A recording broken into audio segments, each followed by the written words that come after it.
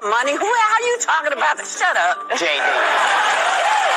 When we come back, we're going to talk more about this. I'm sorry, that was very rude. Stop talking, JD. Whoopi Goldberg told Donald Trump's running mate JD Vance to stop talking after the candidate for vice president spoke out against Taylor Swift. Music, but I don't think most Americans, whether they like her music or fans of hers or not, are going to be influenced by a billionaire celebrity who I think is fundamentally disconnected from the interests and the problems. The music superstar had formally endorsed Kamala Harris for president shortly after the September 10th debate between Harris and Trump ended.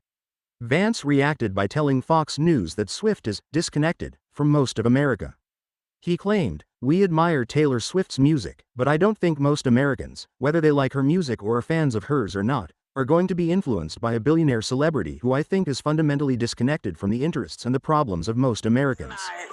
I apologize because I hate when people tell me, pundits tell me to shut up. It's not a nice thing to say. So I do take it back. But the implication is, hush.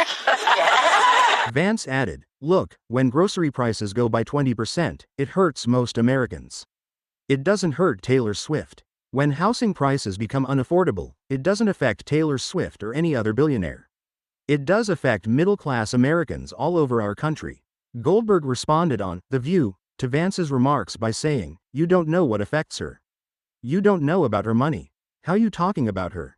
Shut up, JD. I'm sorry, that was very rude. Stop talking, JD." We were just talking about how Taylor Swift endorsing the Harris-Walz ticket is triggering Republicans. And it's a big deal, but it really is freaking them out. Yeah. Well, because we have one of the biggest stars in the world on the Democratic side, and they have Chachi.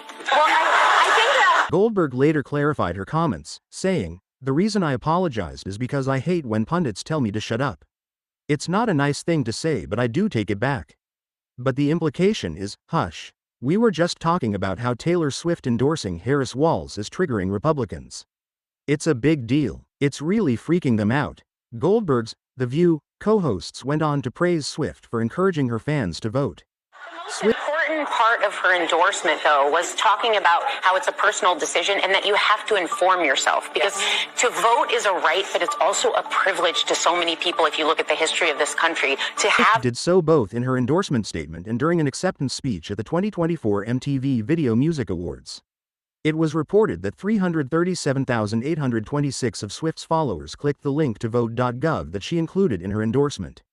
Trump himself reacted to Swift's endorsement for Harris by saying, "She'll probably pay a price for it in the marketplace." In her endorsement of Harris, Swift praised the current vice president and wrote she fights for the rights and causes I believe need a warrior to champion them.